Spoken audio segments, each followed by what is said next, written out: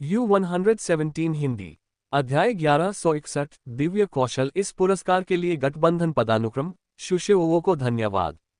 मोह हुआ के शरीर पर चालाक मन की 3 परतें फीकी पड़ गईं। सब कुछ मूल स्थिति में बहाल हो गया, मानो वह सिर्फ एक साधारण सा साधक था। लेकिन इस समय जब उसने मास्टर शी की ओर देखा, उसका चेहरा भावहीन था। उसकी पुतलियों में हल्के सुनहरे रंग में राजसीपन का आभास हो रहा था, मानो वह जमीन पर रेंगती हुई चींटी को देख रहा हो। मास्टर जी, उसकी आंखें भय से भर गईं। अचानक उसे ऐसा लगा जैसे वह किसी देवता के सामने खड़ा है। इतने सारे भयंकर और डरावने दानव राक्षसों को केवल एक दौर में लिटिल यम ने एक फॉर्मेशन का उपयोग करके खत्म कर दिया। क्या ये सचमुच ऐसा काम है जिसे कोई मानव पूरा कर सकता है? लेकिन यह मुमकिन नहीं। गुरुदेव, वह स्पष्ट रूप से जानती थी कि इस छोटे साधक के पास वास्तव में एक भौतिक शरीर था और उसकी दिव्य इंद्रिय वास्तव में चेतना के सागर से स्वप्नलोक में स्वयं ही खींची गई थी। वह सचमुच एक इंसान था। लेकिन जब दैवीय विचार इतना शक्तिशाली है, तो क्या इसे वास्तव में अभी भी मानव माना जा सकता है? मास्टर, अविश्वास में उसका चेहरा पीला पड़ गया था। बूढ़ा मूर्ख, मोह हुआ ने पुकारा। मास्टर शी को भयभीत देखकर उसने हाथ बढ़ाया और उसकी गर्दन पकड़ ली, उसे उठाया और आगे बढ़ा। कुछ कदम चलने के बाद मोहुआ को कुछ याद आया। उसने पीछे मुड़कर दानव राक्षसों की आभा को देखा जो जलकर मरने के बाद चारों ओर बिखरी हुई थी। उसे लगा कि इसे बर्बाद नहीं किया जाना चाहिए, इसलिए उसने अपना मुंह चौड़ा किया और जोर से सांस ली। आकाश में मौजूद सभी राक्षसी विचार मोहुआ के मुंह में समा गए। मास्टर शी द्वारा देखे गए इस दृश्य ने उन्हें पूरी तरह से कांपने पर मजबूर कर दिया। उनकी आत्मा लगभग बिखर गई। ये छोटा किसान न केवल दानव राक्षसों द्वारा खाया नहीं गया, बल्कि अब वह वास्तव में दानव राक्षसों को खाना। मैं किस तरह का छोटा राक्षस नदी देवता के दिव्य मंदिर में ले आया हूं? मास्टर जी, उसका चेहरा राख जैसा हो गया था। दुष्ट आत्माएं और दानव राक्षस दुष्ट ईश्वर के अनुयायियों द्वारा उनकी दुखद रक्त शोधित मृत्यु के समय भयावह दिव्य इंद्रिय के अवशेषों से उत्पन्न हुए थे, लेकिन उनका सार अब मानव की दिव्य इंद्रिय नहीं था। यह एक प्रकार का दुष्ट विचार था जो मनुष्य की दिव्य भावना को पोषित करता था। मोह हुआ ने दानव राक्षसों के बुरे विचारों की एक बड़ी मात्रा को भस्म कर दिया और थोड़े से शोधन के बाद न केवल पहले भस्म की गई दिव्य भावना की बड़ी मात्रा को पुनः प्राप्त कर लिया, बल्कि उसके अपने दिव्य विचार भी अधिक मजबूत हो गए। उनकी दिव्य इंद्रिय ने 16 पैटर्न के क्षेत्र से 17 पैटर्न की ओर एक स्पष्ट कदम उठाया था। यहाँ ये दानव राक्षस, मुझे नहीं पता कि क्या वे स्वयं दुष्ट भगवान द्वारा उठाए गए थे। उनके बुरे विचार भी मोटे थे और शोधन के बाद दिव्य भावना भी अधिक प्रचुर थी। इसकी तुलना में यूएर के दुष्स्वप्नों में राक्षस बहुत पतले थे। इसके अलावा शायद इसलिए कि उन्हें बहुत अधिक खाया गया था, यूएर के स्वप्नलोक में दानव राक्षसों की संख्या हाल के दिनों में कम हो रही है। मोह हुआ लंबे समय से भूखा था और अब उसे अंततः एक दुर्लभ संतोषजनक भोजन मिला था।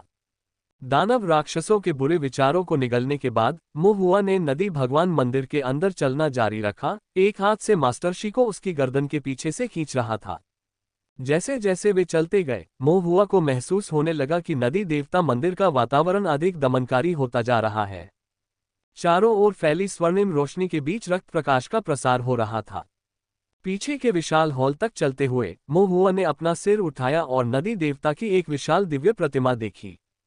नदी देवता की इस दिव्य प्रतिमा में मछली का चेहरा और मानव शरीर था। उन्होंने बादलों और लहरों से सजी एक ताओवादी पोशाक पहन रखी थी। दोनों हाथ मुद्रा बनाकर शरीर के पास रखे हुए थे। उनका मुंह खून से सने बेसिन की तरह खुला हुआ था। उनके दांत भयावह रूप से सफेद थे। वे ऊंचे और प्रभावशाली ढंग से बैठे थे। उनकी निगाहें राजसी और डरावनी थीं। यह बाहरी मंदिर में स्थित दिव्य मूर्तियों से काफी मिलता जुलता था, लेकिन यह बड़ा था और इसकी दिव्य विचार आभा अधिक शक्तिशाली थी, जो किसी जीवित देवता की तरह प्रतीत होती थी। नदी देवता की दिव्य प्रतिमा को देखने के बाद मास्टर शी ने अब मृत होने का नाटक नहीं किया या गतिहीन नहीं पड़े रहे। इसके बजाय वह जल्दी से अपने घुटनों पर गिर पड़े। उनका सिर पत्थर की टाइलों से टकरा रहा था। उनके कार्य पूरी तरह से भक्तिपूर्ण थे, क्योंकि उन्होंने कांपते हुए कहा, तुम्हारे विश्वासी ने नदी के देवता को देखा है, मंदिर के भगवान को देखा है। नदी देवता ने गरिमापूर्ण आचरण बनाए रखा और कोई ध्यान नहीं दिया। मोह हुआ ने हैरान होकर ऊपर देखा, क्या आप नदी के देवता हैं? मास्टर जी, उसका दिल कांप रहा था। ये छोटा शैतान अपनी कुछ क्षमताओं पर निर्भर रहते हुए सचमुच चरम दुस्साहसी है। नदी देवता को देखकर उसने घुटने नहीं टेके और यहाँ तक कि बिना किसी सम्मान के सीधे नदी देवता का नाम पुकारने का साहस भी किया। अच्छा तैराक डूब जाता है, अच्छा घुड़सवार गिर जाता है। थोड़ी सी कुशलता होने के बावजूद वह स्वर्ग और पृथ्वी की विशालता से अनभिज्ञ है और देर सवेर वह अपने शरीर के लिए कोई स्थान न रखते हुए मर जाएगा। नदी देवता के सामने तुम इतनी लापरवाही कैसे कर सकते हो? मास्टर जी ने मन ही मन खुद से मजाक किया, लेकिन उसने यह उम्मीद नहीं की थी कि नदी देवता वास्तव में बोलने लगे हैं। हाँ, यह आवाज अत्यंत गहरी और गंभीर नदी देवता मंदिर में गूंज उठी, यहाँ तक कि एक हल्की प्रतिध्वनि भी थी। मास्टर जी ने अपना सिर और भी नीचे कर लिया। उसे डर था कि वह नदी देवता के सामने अनादर दिखाएगा, जिससे नदी देवता नाराज हो जाएंगे, लेकिन साथ ही वह कुछ हद तक हैरान भी था। पिछले 100-200 वर्षों में उसने अनेक बार बलिदान दिया था, फिर भी नदी देवता ने उसे कभी कोई निर्देश नहीं दिया था। लेकिन ये छोटा शैतान देवता को सीधे घूर रहा था, अनादरपूर्वक इतनी अशिष्टता से बोल रहा था। और नदी देवता ने वास्तव में उसे उत्तर दिया, और ऐसा लग रहा था बहुत गुस्सा नहीं है। मास्टर जी को इस बात पर विश्वास करना कठिन लगा। तुमने देवता की महिमा को ठेस पहुंचाई है, नदी देवता ने वृद्ध मोटी आवाज में कहा। मास्टर जी, उसका दिल ठंडा हो गया। नदी देवता सचमुच क्रोधित थे, इस बच्चे को इसका खामियाजा भुगतना पड़ा। ये देवता अतीत को नजरअंदाज कर सकता है, नदी देवता ने आगे कहा। मास्टर शी, मुंह हुआ भी आश्चर्यचकित था। मैंने आपके नदी देवता मंदिर में घुसपैठ की, आपके रहस्यों को देखा, आपके द्वारा पोषित दानव राक्षसों को मार डाला, फिर भी आप अतीत को नजरअंदाज कर सकते हैं। नदी देवता ने सिर हिलाया और कहा, स्वाभाविक रूप से। मुंह हुआ ने कहा, मेरे कुछ साथी भी हैं, वे भी जा सकते हैं। यहाँ 2 बच्चे भी हैं जो इस बूढ़े ने तुम्हें पहले ही बलि के रूप में दे दिए थे। मुंह हुआ ने जमीन पर घुटने टेकते हुए मास्टर शी की ओर इशारा किया और आगे कहा, मैं भी उन्हें वापस ले जाना चाहता हूँ। नदी देवता एक क्षण के लिए चुप हो गए, उनकी दृष्टि थोड़ी केंद्रित थी और धीरे से उन्होंने कहा, ये दोनों बच्चे बहुत भाग्यशाली हैं, मैंने तो इन्हें अपने साथ रखने का इरादा किया था, लेकिन तुम्हारा भाग्य तो उनसे भी बड़ा है। अगर आप इन दोनों बच्चों को चाहते हैं तो आप उन्हें ले जा सकते हैं। जमीन पर श्रद्धापूर्वक घुटने टेकते हुए मास्टर वह उस पल में पूरी तरह से स्तब्ध हो गया। क्या मैंने गलत सुना? ये छोटा सा शैतान नदी देवता के सामने लोगों से मांग करने की हिम्मत कर रहा है, बार बार मिन्नतें कर रहा है, और ऐसे अशिष्ट अनुरोध के साथ नदी देवता वास्तव में सहमत। क्या ऐसा हो सकता है कि नदी देवता कोई निर्दयी उग्र देवता न होकर एक दयालु देवता है जो सभी प्राणियों को मुक्ति प्रदान करता है? ये बात ठीक न अच्छी, लेकिन दूसरी ओर मुंह हुआ अभी भी असंतुष्ट लग रहा था। उसने एक क्षण सोचा, फिर बोला, चौक में जो मछली पालक है, मैं उसे भी ले जाना चाहता हूँ। इस बार नदी देवता की अभिव्यक्ति कठोर हो गई, उनकी निगाहों में पहले से ही ठंडक और उदासीनता थी तथा उनके स्वर में कोई मित्रता नहीं थी। छोटे साधक, संतोष शाश्वत खुशी लाता है, अच्छी शुरुआत अच्छे अंत की ओर ले जाती है। मैंने पहले ही अपनी उदारता के साथ आपके लिए एक अपवाद बना दिया है, अपनी सीमाओं को पार न करें, माप न खोएं, अन्यथा आपदा अपरिहार्य है। मुंह हुआ ने सिर हिलाया और कहा, ये सही है, आपने एक मछली का सिर रखा है, लेकिन मटन बेचते हैं, इतने सारे लोगों को मार डाला है, इतनी सारी दिव्य इंद्रियों का सेवन किया है, और इतनी सारी बुरी आत्माओं को शुद्ध किया है, आपको ये भी पता होना चाहिए कि कब रुकना है। मैंने पहले ही आपके साथ शिष्टाचार से व्यवहार किया है, जो एक अपवाद है, अपनी सीमा का उल्लंघन न करें, संयम न खोएं, अन्यथा आपदा अवश्यंभावी है। नदी देवता का मछली जैसा सिर अचानक गंभीर हो गया और उसकी ठंडी लकड़ी जैसी मछली जैसी आंखों में एक भयानक रूप दिखाई देने लगा। उसकी आवाज मानो कठोर सर्दियों की ठंड में लिपटी हुई हो। आपको पता है? आपको कैसे पता हो सकता है? मछली का सिर रखना, मटन बेचना। नदी देवता की मछली जैसी आंखें तुरंत लाल हो गईं। एक तुच्छ प्राणी, कितना साहसी। मुंह हुआ ने बातचीत बंद कर दी और उछलकर सीधे मुक्का मारा। मास्टर जी, वह पूरी तरह सुन्न हो गई थी। नदी देवता ने उपहास किया, धीरे धीरे खून में लिपटे अपने विशाल दानव पंजे को बाहर निकाला और मुंह हुआ की ओर लपका। नाजुक मुट्ठी ने विशाल दानव पंजे पर प्रहार किया। एक जोरदार धमाके के साथ दिव्य विचार का कंपन चारों ओर फैल गया। नदी देवता की मुस्कान अचानक जम गई। मुंह हुआ की मुट्ठी से उसका विशाल दानव पंजा सीधे ही छिन्न भिन्न हो गया, जिससे दानव पंजे पर स्थित दिव्य विचार का प्रेत थोड़ा मंद पड़ गया। दानव पंजे को छेदने के बाद मोहुआ ने एक और मुक्का मारा, जो सीधे नदी देवता के मछली के सिर वाले चेहरे की ओर बढ़ रहा था। नदी देवता की निगाहें कांप उठीं, अब उनमें अहंकार करने का साहस नहीं रहा, और वे जल्दी से पीछे हटते हुए खड़े हो गए। मोहुआ का मुक्का चूक गया, उसका शरीर हल्के नीले प्रकाश से झिलमिला उठा। उसने जल पारगमन चरण का प्रदर्शन करते हुए नदी देवता पर हमला जारी रखा। नदी देवता ने 2 बार बचने की कोशिश की, लेकिन अपने भारी शरीर के कारण यह अपरिहार्य था, और फिर भी मोहुआ के घूंसे से उसके पेट में चोट लग गई। उस छोटे से प्रहार ने, जिसमें अपार दिव्य विचार शक्ति थी, नदी देवता के संपूर्ण दिव्य शरीर को कंपायमान कर दिया।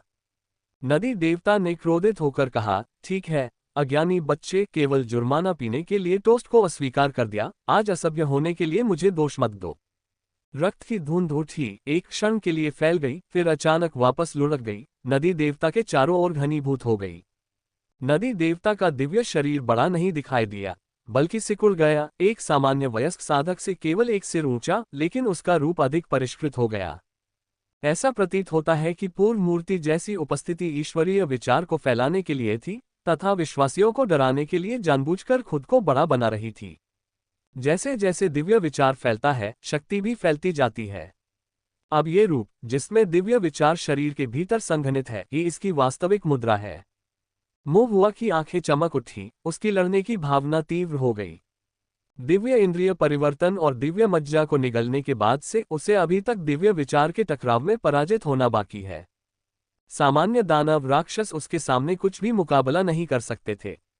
वह ये जानने के लिए बहुत उत्सुक था कि उसके दिव्य विचार का मांस शरीर कितना मजबूत था, और क्या वह श्रेष्ठ का निर्धारण करने के लिए सीधे युद्ध में एक सच्चे देवता का सामना कर सकता था।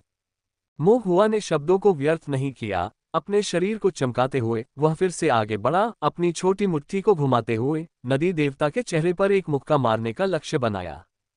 नदी देवता अचानक से मोहुआ के घूंसे से चेहरे पर चोट खा गए, उनके गलफड़े विकृत हो गए और उनका शरीर अनजाने में कई कदम पीछे हट गया। अपनी स्थिति में आने के बाद नदी देवता की आंखें पूरी तरह लाल हो गईं। मधुमेह हमेशा के लिए ठीक हो जाएगा।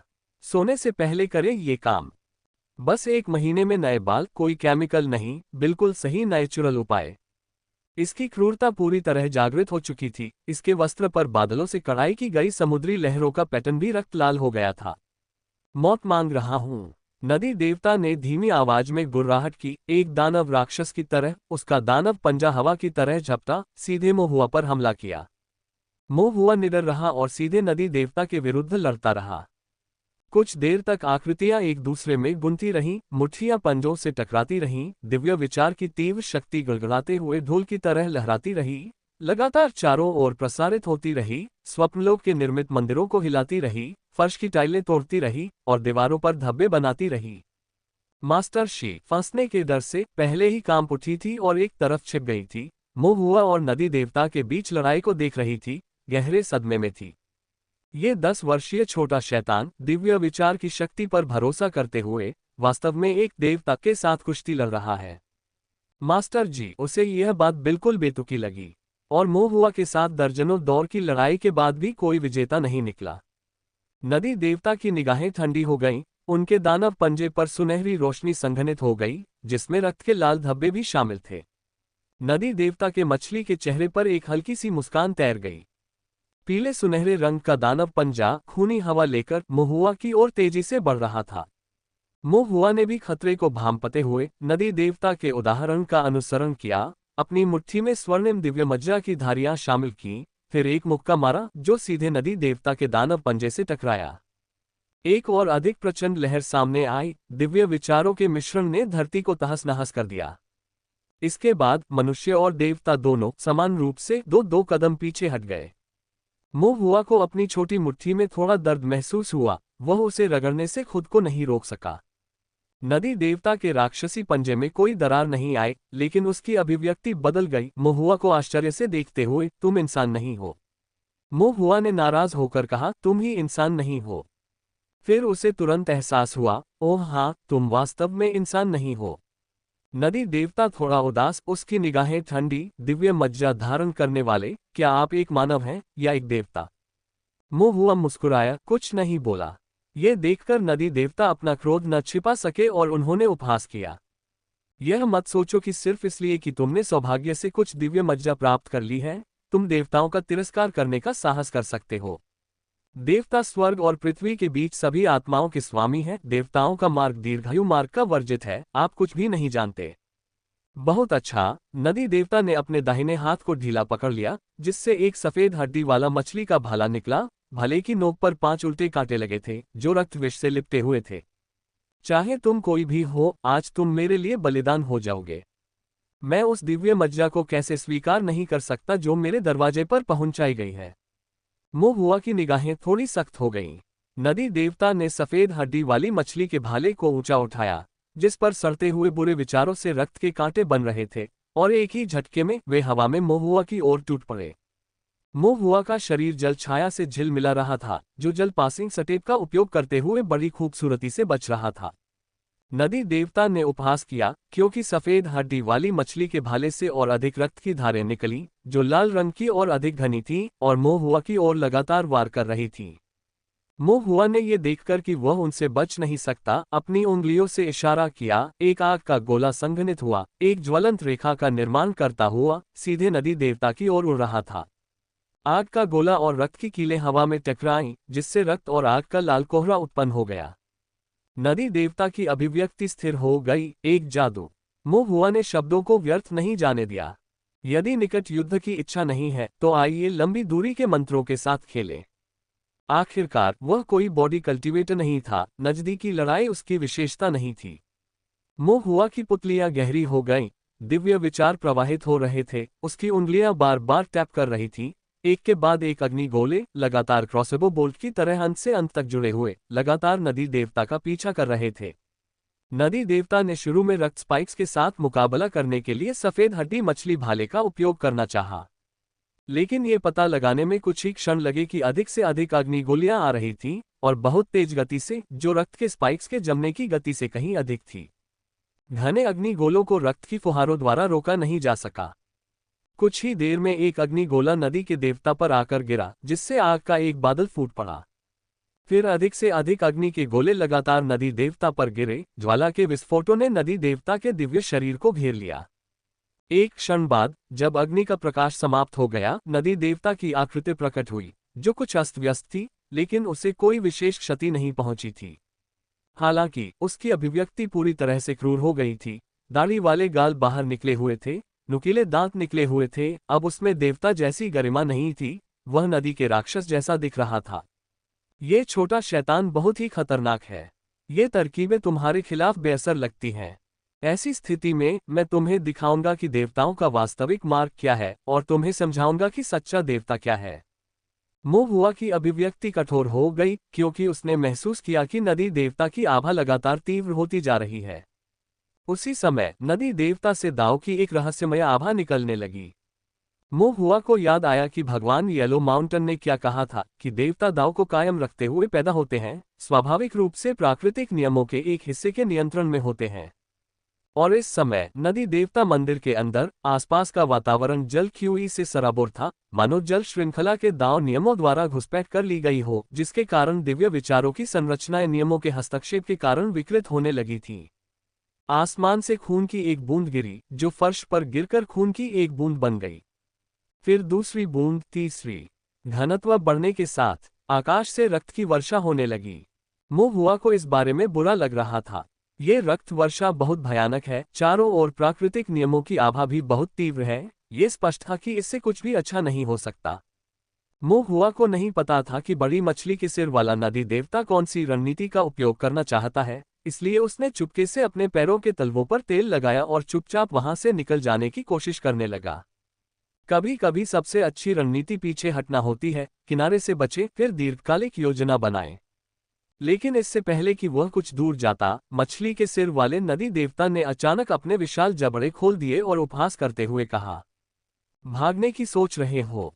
बहुत देर हो गई। मैं आपको दिखाता हूं कि देवताओं के लिए स्वर्ग और पृथ्वी के दांव से जन्म लेने का क्या अर्थ है। सभी चीजों के रहस्यमय रहस्यों को सहज रूप से समझना। जन्मजात मंत्र बिंदु।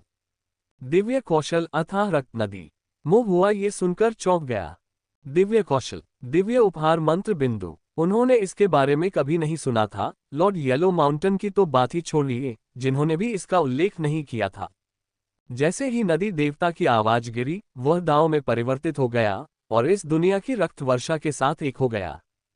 फिर रक्त की वर्षा और तेज हो गई और मात्र 1 दर्जन सांसों में वह एक विशाल रक्त नदी में परिवर्तित हो गई, जो एक दुष्ट अजगर की तरह लहरें उठाती और लुढ़कती हुई मंदिर की दीवारों और मंडपों को बहाकर निगल जाती। नदी देवता मंदिर के सामने से रक्त की नदी उमड़ पड़ी, सब कुछ निगलती हुई पीछे के हॉल तक फैल गई, फिर भी चौक के सामने रुक गई। चौक के मध्य में अनेक मछली पालक पूजा हेतु घुटने टेके बैठे थे। उन्होंने कष्टों के बीच प्रार्थना की तथा नदी देवता में विश्वास बनाए रखा, जो अपनी नींव को नष्ट नहीं करना चाहते थे। लेकिन इतनी बड़ी रक्त नदी महुआ को नष्ट करने के लिए पर्याप्त होगी। महुआ पानी में डूबा हुआ था, मानो किसी असीम जल कारागार में कैद हो, उसे घुटन और सांस लेने में तकलीफ हो रही थी। रक्त नदी के भीतर दिव्य कानून, दुष्ट भगवान के द्वेषपूर्ण विचारों और खूनी बुरे विचारों की शक्ति से उलझा हुआ। दिव्य भावना के लिए विष या दिव्य विचार के लिए सुगंधयुक्त जल की तरह यह महुआ के दिव्य भावना के अवतार को निरंतर नष्ट करता रहता है। महुआ को अथाह रक्त नदी ने निगल लिया था, जैसे कोई बच्चा खून में डूब रहा हो। उसके छोटे हाथ और पैर व्यर्थ संघर्ष कर रहे थे। वह असहाय होकर देख रहा था कि कैसे वह भंवर में बह गया और बुरी, विचलित नदी की ओर डूब गया। नदी देवता ने इस दृश्य को ठंडी मुस्कान के साथ देखा। फिर भी कुछ ही क्षणों बाद उसकी मुस्कान गायब हो गई। कुछ गलत है। नदी देवता की आंखों में चिंता की एक झलक दिखाई दी तथा उनका भाव अधिकाधिक गंभीर होता गया। उससे एक दाव जैसी किसी चीज की उपस्थिति का एहसास हुआ, जो नदी के तल पर फैल रही थी, संघनित हो रही थी, जब तक कि वह ज्वालामुखी की तरह फट नहीं गई। क्षण भर में रक्त नदी लाल रंग में बदल गई, यहाँ तक कि चमकता हुआ लाल रंग भी। लेकिन ये लाल रंग खून का नहीं, बल्कि आग का लाल था। ऐसा लग रहा था मानो नदी के तल में ज्वालामुखी फट गया हो और उसके भयंकर विस्फोट से पानी गर्म हो गया हो। नदी की सतह धीरे धीरे उबलने लगी तथा रक्त का अधिकांश पानी वाष्पित हो गया। विशाल रक्त नदी के भीतर रक्त जल का एक बड़ा विस्तार स्पष्ट रूप से वाष्पित हो गया और फिर शेष रक्त जल पीछे की ओर बह गया, भंवरों में घूमता हुआ, और फिर एक एक करके सभी जल वाष्प में बदल गए। बार बार चक्र चलाते रहे जब तक कि पूरी रक्त नदी भयंकर धधकती आग से वाष्पित नहीं हो गई। हवा में शुष्क गर्मी बनी रही, सफेद भाप ऊपर की ओर उठ रही थी। शेष बचे रक्त की वर्षा से भयंकर गर्मी उत्पन्न हो गई और वहां महुआ खड़ा था, उसके चारों ओर धधकती लपटें थीं। अंतहीन रक्त नदी उसके द्वारा जलाकर नष्ट कर दी गई।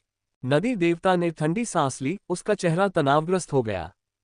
महुआ ने धीरे से अपना सिर घुमाया, नदी देवता की ओर देखा। उसका छोटा सा चेहरा गंभीर था और वह अधिकारपूर्वक अपनी तकनीक का उच्चारण कर रहा था। दिव्य कौशल, कर्म की आग नदी को निगल जाती है। नदी देवता आश्चर्यचकित हो गए और अंततः खुद को रोक नहीं पाए और जोर से शाप दे बैठे। अरे बदमाश, क्या बकवास कर रहे हो? मैं समझ नहीं रहा। अभी तो तुम साफ तौर पर एक फॉर्मेशन इस्तेमाल कर रहे थे। ये व्यवहारिक रूप से एक ही है, महुआ ने बुदबुदाया। नदी देवता की पलकें जोर से फड़कने लगीं। गठन, दिव्य कौशल, एक निश्चित अर्थ में, वास्तव में वे लगभग समान हैं। लेकिन क्या वास्तव में किसी मानव द्वारा इस स्तर का गठन किया जा सकता है? स्वप्नलोक में दिव्य विचार के माध्यम से तुरंत ही ऐसे शक्तिशाली निर्माण का सृजन करने के लिए निर्माण में कितनी गहन निपुणता की आवश्यकता होती है। उस समय देवता और उसके अनुयायी दोनों ने एक ही विचार साझा किया। क्या इस छोटे शैतान को सचमुच मानव माना जा सकता है?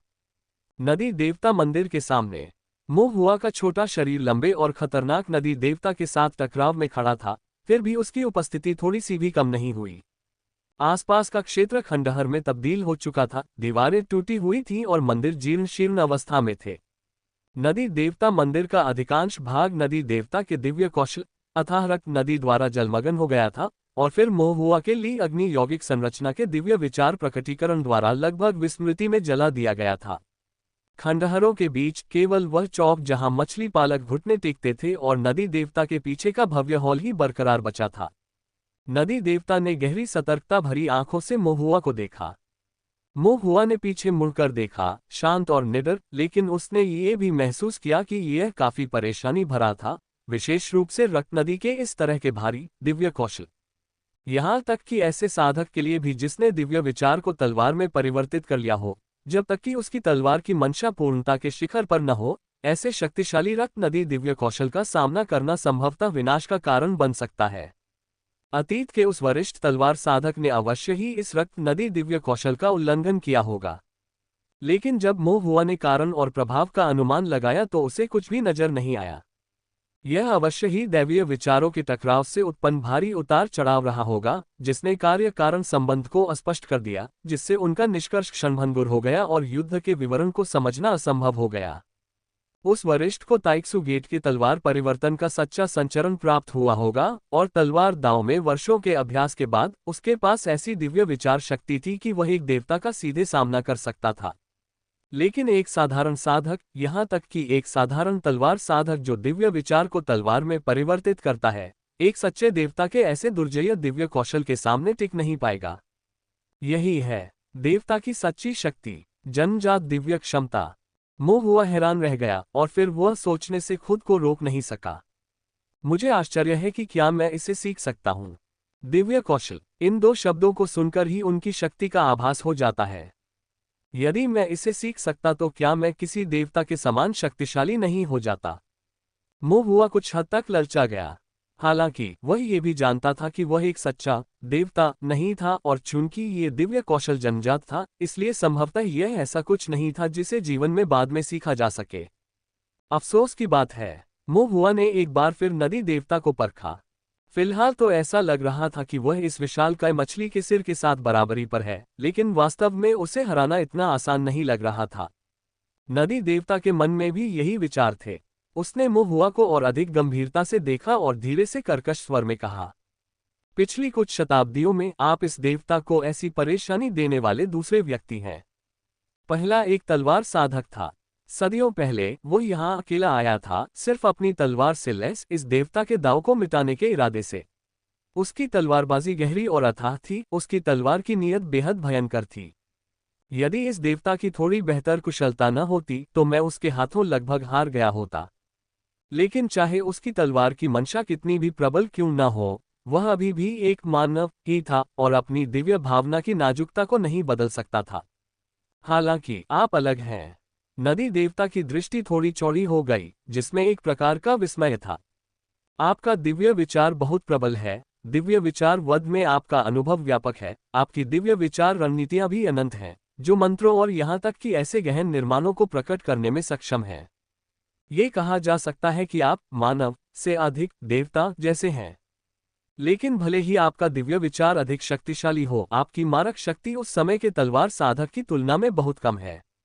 उसका दिव्य विचार बहुत चरम पर था। दिव्य विचार तलवार में बदल गया। दिव्य विचार तलवार था, इसलिए उसकी तलवार मुझे घायल कर सकती थी, लेकिन मैं भी आसानी से उसे भारी नुकसान पहुंचा सकता था।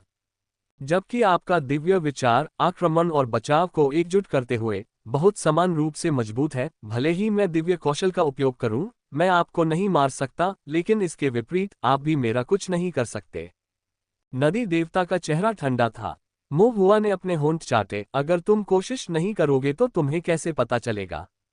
बिना एक शब्द कहे वह एक बार फिर नदी देवता की ओर तेजी से बढ़ा और उसके साथ नजदीकी मुकाबला करने लगा।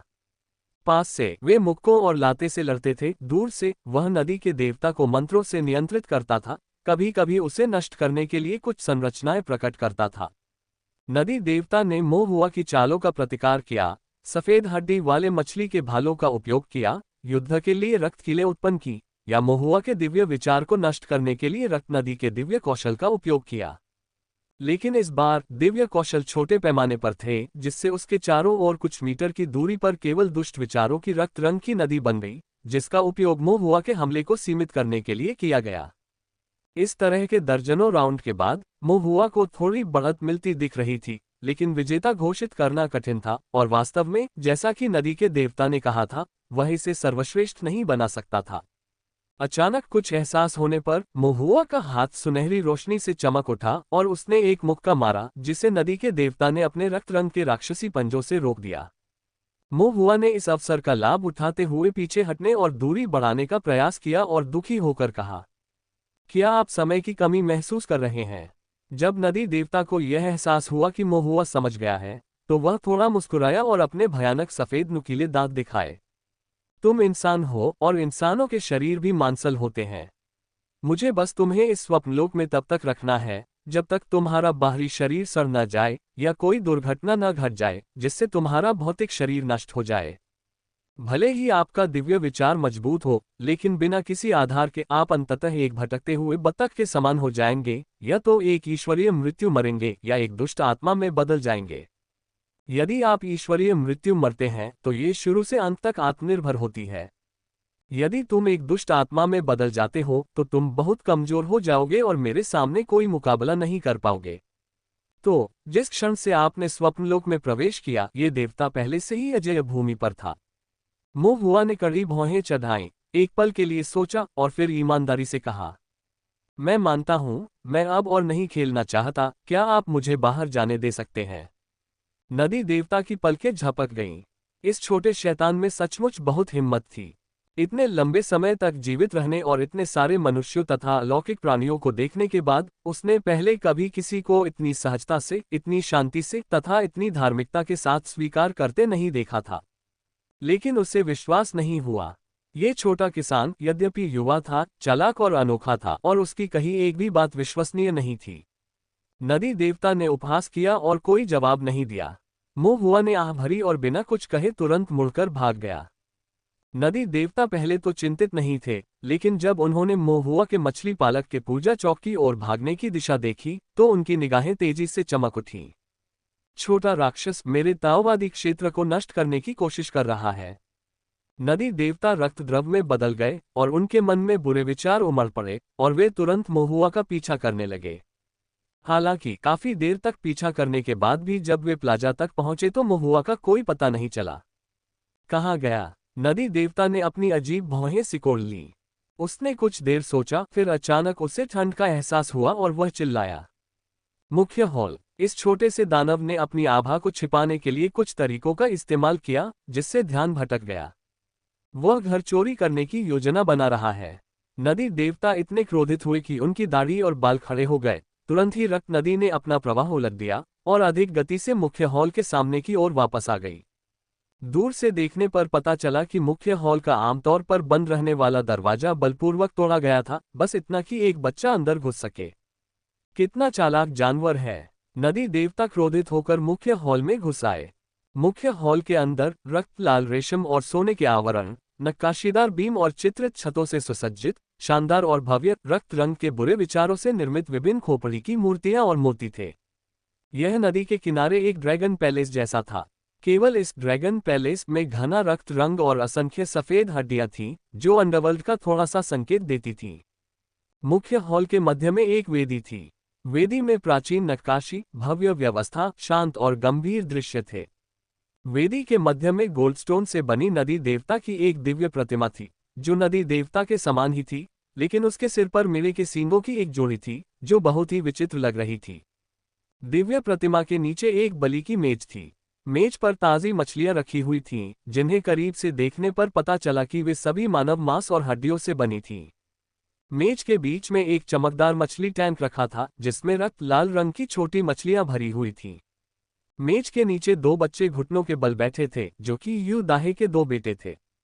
उस समय वे दिव्य प्रतिमा के सामने श्रद्धापूर्वक घुटने टेक रहे थे। उनके मन में दो विशेष रक्त मछलियां तैर रही थीं, जो दोनों बच्चों को समाहित कर रही थीं। बच्चे रूपांतरित होते हुए दिखाई दिए। उनके गालों पर रक्त के रंग के गलफड़े उगाए, उनकी त्वचा पर नीले मछली के शल्क दिखाई देने लगे और उनके अंगों में पंख जैसे परिवर्तन के लक्षण दिखाई देने लगे, जो धीरे धीरे दो छोटे नदी राक्षसों में बदल गए। और इस समय मुहुआ वेदी के सामने खड़ा था, अपनी ठोड़ी को छूते हुए, थोड़ा सिर हिलाते हुए सोच रहा था। सबसे पहले उसने सही अनुमान लगाया। नदी देवता ने अथाह रक्त नदी के दिव्य कौशल को प्रकट किया था, जिससे नदी देवता मंदिर का अधिकांश भाग जलमग्न हो गया था। लेकिन केवल दो स्थान ही जलमग्न नहीं हुए थे, एक था चौक और दूसरा था मुख्य हॉल। चौक में नदी देवता के अनुयायी रहते थे, जो उनके उपदेश का आधार बने। मुख्य हॉल के दरवाजे बंद थे, वह पहले कभी अंदर नहीं गया था और उसे नहीं पता था कि अंदर क्या है। लेकिन नदी देवता ने मुख्य हॉल को जलमग्न नहीं किया था, क्योंकि हॉल में कुछ ऐसा था जो उसके उपदेश के आधार जितना ही महत्वपूर्ण था या उससे भी अधिक महत्वपूर्ण था। चून की स्पष्ट विजेता का निर्धारण करना कठिन था, मोहुआ ने सोचा कि स्वयं देखना बेहतर होगा, इसलिए उसने चौकी और भागने का नाटक किया, लेकिन वास्तव में उसने गुप्त रूप से वापस लौटने और नदी देवता के असली घर में घुसकर असली वेदी को देखने के लिए छिपने की तकनीक का उपयोग किया। नदी देवता ने कभी यह उम्मीद नहीं की थी कि मोहुआ अभी भी छिपने में सक्षम होगी। न ही उसने मोहुआ से इतनी दुस्साहसी और चालाक होने की उम्मीद की थी। मोहुआ को देखकर वह क्रोध से कांप उठा। मोहुआ वेदी के सामने खड़े होकर नदी देवता की ओर देखकर मुस्कुराया।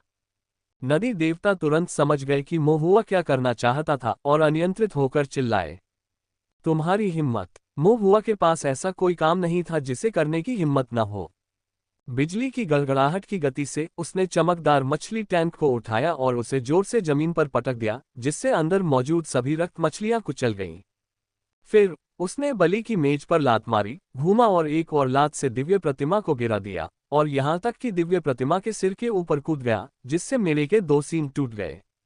मोहुआ ने बहुत तेजी से काम किया। नदी देवता हस्तक्षेप करने में असमर्थ थे, वे केवल मोहुआ को तबाही मचाते हुए देख सकते थे, और पलक झपकते ही पूरी वेदी को गंदगी में बदल दिया। नदी देवता का हृदय खून से लथपथ था। ये वह वेदी थी जिसे सैकड़ों वर्षों के अथक प्रयास से बनाया गया था, और जिसे पलक झपकते ही नष्ट कर दिया गया। क्रोध उसके हृदय पर हावी हो गया और उसके वस्त्र पर लगा रक्त काला पड़ गया, क्योंकि उसके बुरे विचार उबलने लगे। जिस क्षण वेदी नष्ट हुई और चमकदार मछली टैंक को तोड़ा गया, योदाहे के दोनों बेटों के दिमाग में रक्त मछली की दुष्ट आत्मा पानी से बाहर मछली की तरह धीरे धीरे सूख गई और कुछ ही क्षणों में मर गई। दोनों बच्चों का रूपांतरण भी बंद हो गया। मोहुआ ने सचमुच सोचा, बुराई को मिटाने के लिए उसकी जड़ों पर प्रहार करना होगा, राक्षसों को भगाने के लिए उसके मूल को ही समाप्त करना होगा। वेदी हर चीज की कुंजी थी। इस बीच चौक में नदी देवता के सामने घुटने टेकने वाले मछली पालकों के मन में रक्त मछलियां भी एक एक करके मर गईं। उनकी निगाहें धीरे धीरे स्पष्ट होने लगीं, मानो किसी दुर्स्वप्न से जागने के बाद उनकी धुंधली अनुभूति धीरे धीरे वापस लौट आए और वे धीरे धीरे स्वप्नलोक से बाहर निकलने लगे। ऐसा लग रहा था जैसे पूरा नदी देवता मंदिर हिल रहा हो। इस सामूहिक दुर्स्वप्न का निर्माण नदी देवता द्वारा किया गया था, लेकिन इसे मछली पालकों के विश्वास का समर्थन प्राप्त था। अब चूंकि वेदी नष्ट हो गई है, दुर्स्वप्न का मूल नष्ट हो गया है, और जब मछली पालक जागेंगे और दुर्स्वप्न से अलग हो जाएंगे, तो यह निश्चित रूप से पूरे दुर्स्वप्न की नींव को हिला देगा। नदी देवता की आंखें पहले से ही रक्त की तरह लाल थीं। वह काफी सतर्क था, लेकिन उसे आज मानव जाति के ऐसे क्रूर राक्षस से सामना होने की उम्मीद नहीं थी। न केवल उनके दिव्य विचार असाधारण रूप से प्रबल थे, बल्कि उनकी मनस्थिति भी अत्यंत चालाक और धूर्त थी। भटकाव पैदा करने की उसकी भ्रामक रणनीति ने सीधे वेदी को नष्ट कर दिया, जिससे ये संकेत मिलता है कि वह देवताओं के दांव से अनभिज्ञ नहीं था। हो सकता है कि वह बहुत कुछ जानता हो। देवताओं के दांव के निषेध केवल देवताओं के बीच ही प्रसारित होते हैं, और मनुष्य इसके बारे में बहुत कम जानते हैं। किस शापित देवता ने इस घृणित छोटे राक्षस को देवताओं की वर्जनाओं का खुलासा किया है? नदी देवता का दिव्य शरीर विकृत और विकृत होने लगा। ऐसा लग रहा था जैसे मछली के सिर पर ट्यूमर हो गया हो, जो अप्रत्याशित रूप से सूज रहा हो और सिकुड़ रहा हो। ऐसा क्रोध के कारण हुआ और इसलिए भी कि दुर्स्वप्न टूट गया था, जिससे उसका मूल ही हिल गया था। अच्छा, नदी देवता की आवाज कर्कश और विकृत थी, तथा उसका भाव भयंकर और भयानक था। तुम मेरे ताओवादी क्षेत्र को नष्ट करना चाहते हो, मेरी नींव को काटना चाहते हो, मेरे दिव्य मार्ग को नष्ट करना चाहते हो। फिर मैं अपने दिव्य विचार को मजबूत करने के लिए हर आदमी और जानवर को पूरी तरह से खा जाऊंगा, और फिर मैं तुम्हें धीरे धीरे पिला दूंगा, छोटे भूत, तुम्हें जिंदा खाल उधेड़ दूंगा। नदी देवता रक्त की नदी में परिवर्तित हो गए और क्षण भर में गायब हो गए। मोहुआ का दिल ठंडा पड़ गया। उसे लगा कि कुछ गड़बड़ है, और वह तेजी से बहते पानी में बदल गया और सामने वाले हॉल के केंद्रीय चौक की ओर भागा। चौक पर पहुंचने पर उन्होंने उसके ठीक बीच में खून खराबे का दृश्य देखा। एक विकृत मछली राक्षस, जिसका सिर एक मोटे मछली जैसा है और शरीर एक राक्षसी प्राणी जैसा है। इसका पूरा शरीर रक्त लाल है, मोटी मूंछें बाहर की ओर फैली हुई हैं, जो विभिन्न मछली पालनकर्ताओं को बांधती हैं और उनसे दिव्य संवेदना को खत्म करती हैं। जागृत मछली पालक सभी भयभीत थे तथा भागने के लिए छटपटा रहे थे। मोहुआ ने तुरंत पहचान लिया कि मछली राक्षस नदी देवता का रूपांतरण था। उनके दिव्य विचार प्रसारित हुए, जिससे 5 तत्व मंत्र स्वर्ण फलक, जल बाण, अग्नि गोला साकार हो गए तथा उनके चारों ओर रक्त रंग की मछली की मूंछें एक एक करके कटने या भस्म होने लगीं। लेकिन मूंछें बहुत ज्यादा थीं और महुआ उन सभी को नहीं काट सकता था। एक संरचना के साथ भी यह शायद ही प्रभावी था। इस बीच नदी देवता की शक्ति धीरे धीरे बढ़ रही थी, उसकी मूंछें मोटी होती जा रही थीं और उसके बुरे विचार चरम की ओर बढ़ रहे थे। और इसने बुरे विचारों की बाढ़ भी ला दी, जो इसके नहीं थे। बुरे विचारों का यह उभार महुआ के लिए बहुत परिचित था, उसने पहले भी इसका सेवन किया था। महान जंगल दुष्ट भगवान। महुआ ने गहरी भौहें चढ़ाईं, उसकी अभिव्यक्ति गंभीर थी और फिर उसने अपने दांतों को भींच लिया, अपनी ऊर्जा को केंद्रित करना शुरू कर दिया। ऐसा प्रतीत होता है कि वह नदी देवता का मुकाबला करने के लिए एक बड़े गठन को संघनित करने की कोशिश कर रहा था। लेकिन इससे पहले कि वह इसे पूरी तरह से प्रकट कर पाता, अचानक जमीन से कई रक्त रंग की मूंछें फूट पड़ी, उसकी पिंडलियों को छेद दिया और महुआ के चारों ओर कसकर लिपट गईं और उसे नदी देवता के सामने उठा लिया।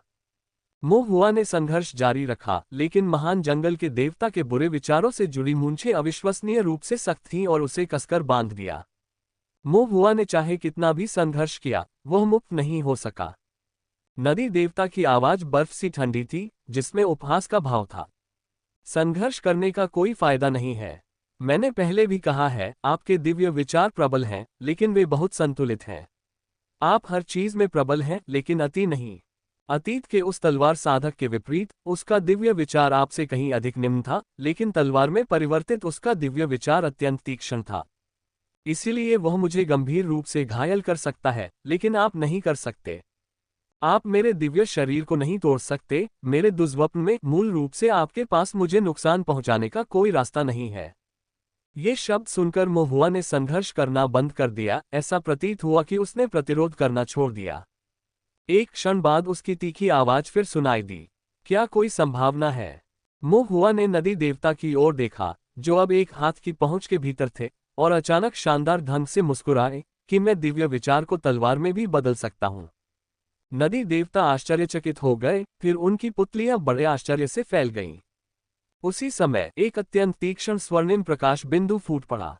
एक देवता के समान शक्ति से संपन्न, अत्यधिक गुणात्मक रूप से रूपांतरित दिव्य विचार पूरी तरह से महुआ के दाहिने हाथ में डाला गया, जो एक मोटी और परिष्कृत तलवार का आकार बनाने के लिए संकुचित और संघनित हुआ। तलवार का आकार खुरदुरा था, तलवार के भ्रूण जैसा, लेकिन उसके भीतर दिव्य विचार की अत्यंत तीक्ष्णता थी, जो घातक इरादे से भरी हुई थी। ऐसा लग रहा था मानो किसी शक्तिशाली देवता की दूर कौशलता से दिव्य तलवार बन गई हो। दिव्य मज्जा का एक संकेत तलवार में एकीकृत इसे तेज कर रहा है। अपने हाथ की एक सहज लहर के साथ महुआ ने हल्के सुनहरे प्रकाश की एक संक्षिप्त चमक पैदा की, जो एक सुनहरी रेखा में बदल गई, जिसने उसके सामने सभी कठोर बुरे विचारों से भरी मूंछों को आसानी से अलग कर दिया। नदी देवता की आंखों में भारी भय छा गया। जीवन और मृत्यु का संकट वही था, जो सैकड़ों वर्ष पहले उस तलवार से उत्पन्न संकट से भी अधिक भयानक था। नदी देवता ने संघर्ष किया और पीछे हट गए, महुआ से दूरी बनाने की कोशिश की, स्वर्ण तलवार के साथ छोटे यम से दूर जाने की कोशिश की। लेकिन बहुत देर हो चुकी थी। महुआ की आकृति चमक उठी, वह पहले से ही उसके सामने था। उसका बायां हाथ उसके कंधे पर दबा हुआ था, उसका दाहिना हाथ दिव्य विचार की तलवार पकड़े हुए था और वह उसे जोर से आगे बढ़ा रहा था। तलवार की रोशनी तेज और अजेय थी, जो सीधे नदी देवता की छाती को भेद रही थी। ठीक वैसे ही जैसे सैकड़ों वर्ष पहले तलवार साधक ने तलवार चलाई थी। लेकिन तलवार साधक की तलवार चांदी की थी, जबकि महुआ की तलवार सोने की थी। दिव्य विचार शक्तिशाली था, जो हल्के सुनहरे दिव्य मज्जा के साथ मिलकर एक सच्ची देवता तलवार का निर्माण कर रहा था। नदी देवता की छाती में हल्की सी स्वर्णिम तलवार की रोशनी घुस गई। दिव्य विचार द्वारा निर्मित तलवार क्यूई ने उसकी छाती के भीतर रक्त लाल बुरे विचारों को टुकड़े टुकड़े कर दिया, उन्हें पूरी तरह से फाड़ दिया। अचानक चारों दिशाओं में रक्त की धुंध का एक बड़ा बादल फूट पड़ा। नदी देवता के बुरे विचार भी आसपास के वातावरण में फैल गए और उसका पूरा दिव्य शरीर एक पिचकती हुई गेंद की तरह धीरे धीरे सिकुड़ गया और अपने मूल रूप में वापस आ गया। नदी देवता की मूंछें मछली पालकों की पकड़ से मुक्त हो गईं। जब उन्होंने बीच में राक्षसी नदी देवता की ओर देखा तो उनकी आंखों में आश्चर्य की लहर दौड़ गई। ये तो नदी देवता है। मछली पालक, जो अभी अभी दुर्स्वप्न से जागे थे, निराश थे, उनके चेहरे पर भ्रम और अनिश्चितता की भावना थी। फिर उन्होंने एक और भी अकल्पनीय दृश्य देखा। एक छोटे से साधक ने, जो मंद सुनहरे प्रकाश में लिपटा हुआ था, एक सुनहरी दिव्य तलवार पकड़े हुए नदी देवता को एक मंच पर खींच लिया और फिर अपने बाएं हाथ से नदी देवता के सिर को नीचे दबा दिया, जबकि उसके दाहिने हाथ ने तलवार खींच ली, जिससे सुनहरी रोशनी की एक चमकदार रेखा निकली, जिसने नदी देवता का सिर बड़े करीने से धड़ से अलग कर दिया। इस चौंकाने वाले क्षण ने सभी मछली पालकों की आत्माओं को प्रभावित किया, उनके दिलों में भय भर गया, वे लंबे समय तक शांत नहीं हो सके। मोह हुआ ने दिव्य विचार की तलवार से नदी देवता का सिर काट दिया। संपूर्ण नदी देवता मंदिर ने अपने स्वामी को खो दिया और एक क्षण में वह हिंसक रूप से हिलने लगा, ढहने लगा। दुर्स्वप्न भी तीव्र गति से ढहने लगा। मछली पालकों की आकृतियां धीरे धीरे लुप्त हो गईं। उन्हें जबरदस्ती दुर्स्वप्न से बाहर निकाला जा रहा था। इसमें यू दाहे के 2 बच्चे, साथ ही गुवन, गुक्वान और अन्य लोग शामिल थे, जो सभी धीरे धीरे दुर्स्वप्न से जाग गए। नदी देवता का सिर धड़ से अलग हो गया और वह धीरे धीरे पिघलकर खून के एक मोटे गड्ढे में तब्दील हो गया। ये रक्त का कुंड बुरे विचारों से बना था, लेकिन इसमें कोई हल्का सोना दिव्य मज्जा नहीं था। मोह हुआ ने थोड़ा सा मुंह बनाया, लेकिन सीमित समय के साथ उसने फिर भी एक गहरी सांस ली और नदी देवता के सभी बुरे विचारों को अपने पेट में निगल लिया। लेकिन अभी तक उसके पास इसे परिष्कृत करने का समय नहीं था। यह अनुमान लगाते हुए कि उसके पास अभी भी कुछ समय है, महुआ मुख्य हॉल में लौट आया और वेदी के सामने पहुंचा। वेदी पहले ही नष्ट कर दी गई थी।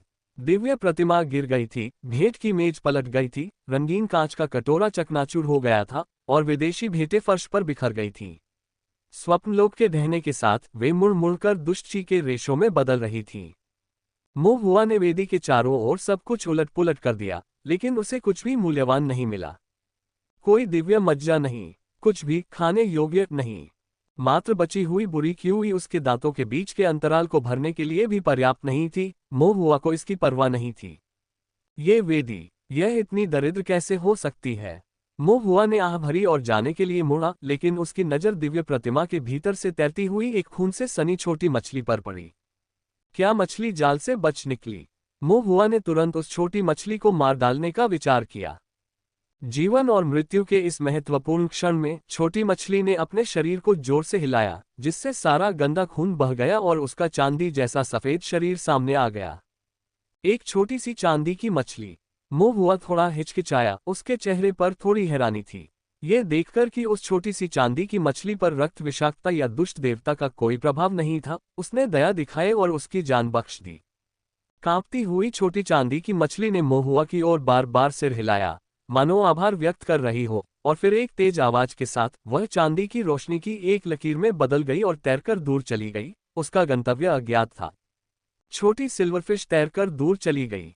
मोह हुआ को कोई आपत्ति नहीं थी। दुर्स्वप्न के टूटने और नदी देवता मंदिर के ढहने से पहले अवसर का लाभ उठाते हुए उसने वेदी की सावधानीपूर्वक खोज जारी रखी। एक भी बोतल, जार, मोमबत्ती या चबूतरे को नहीं छोड़ा। लेकिन लंबी खोज के बाद भी वह खाली हाथ ही लौटा। एक क्षण विचार करने के बाद मोह हुआ एक ही विचार के साथ उस पर बैठ गया। उसे एक सूक्ष्म अनुभूति हुई, मानो अंधेरे में वह किसी चीज से जुड़ गया हो। लेकिन बस इतना ही था। ये ज्ञात नहीं है कि ऐसा इसलिए हुआ क्योंकि उसने वेदी को नष्ट कर दिया था, भेंट की मेज पलट दी थी, इसलिए भले ही वह स्वयं उस पर बैठा था, फिर भी यह महत्वपूर्ण नहीं लगा। बाय माउंटेन दानव गुफा की वेदी के विपरीत, जहां उसके बैठते ही दानव राक्षस झुक जाते थे, दिव्य सार उसे घेर लेता था, अनगिनत रहस्य उसके भीतर समाहित हो जाते थे और उसकी दिव्य भावना शांत और विस्तृत हो जाती थी। मोह हुआ ने उजाड़ वेदी को देखा और असहाय होकर आह भरी। ऐसा लग रहा था जैसे यही था। समय समाप्त हो गया और नदी देवता मंदिर ढहने लगा। दुर्स्वप्न विकृत होने लगा। मोह हुआ को भी अस्वीकृति की एक शक्तिशाली शक्ति महसूस हुई। यदि वह अभी नहीं गया तो उसकी दिव्य भावना स्वप्नलोक के साथ नष्ट हो जाएगी। मोह हुआ ने अब कोई विरोध नहीं किया और धीरे से अपनी आंखें बंद कर लीं। यह दुनिया के उलट जाने का एक और क्षण था और उसका दिव्य विचार रूपांतरित हो गया।